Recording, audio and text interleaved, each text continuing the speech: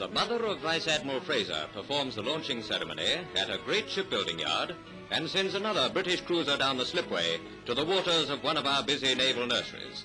Even now, its place on the stocks is being made ready for another ship of war.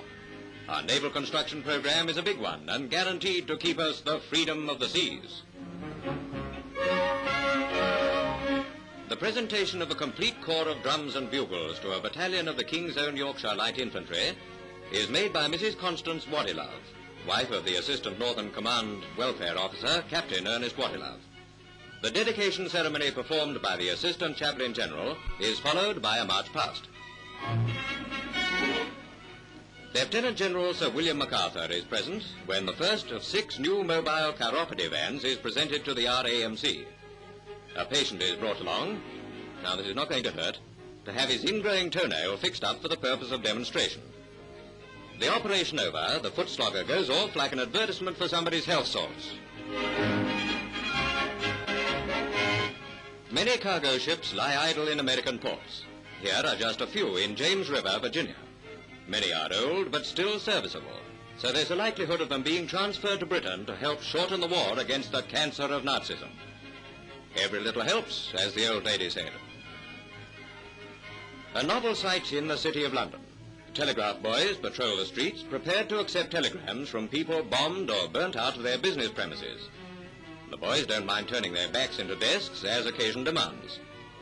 As soon as a boy receives a wire, off he goes to the nearest telegraph office in a less affected area, where the telegram is speeded on its way. Thus it is that London City carries on.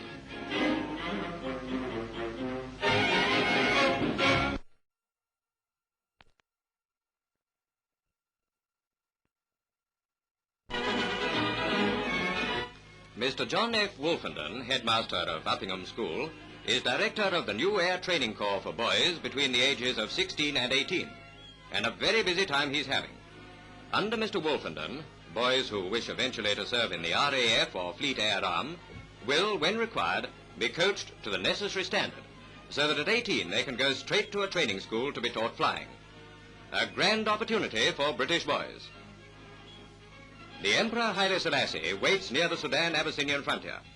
Encouraged by the news that their emperor is close at hand, chieftains and warriors are rallying to his standard in every province in Abyssinia. Every night, the war drums are sounded from the hilltops. It may be soon the revolt against their Italian oppressors will spread, and Haile Selassie will make good his promise to tear down the statue of the wolf raised by the fascists in Addis Ababa and put back in its place the Lion of Judah.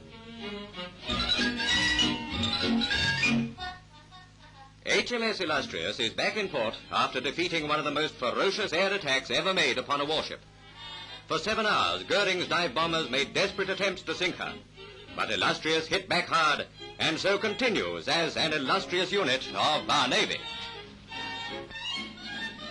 King Haakon of Norway visits a naval station to inspect units of the Allied navies, with particular interest in his free Norwegian sailors. British units head the march past, followed by Belgian sailors.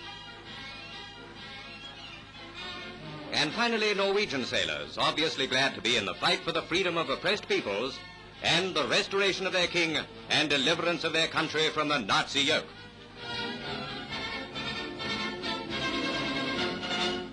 We have all learned to look up to Mr. Churchill, so by way of a change, we show the Prime Minister himself looking up at something or other, it's hush-hush, in connection with coastal defences somewhere in Britain.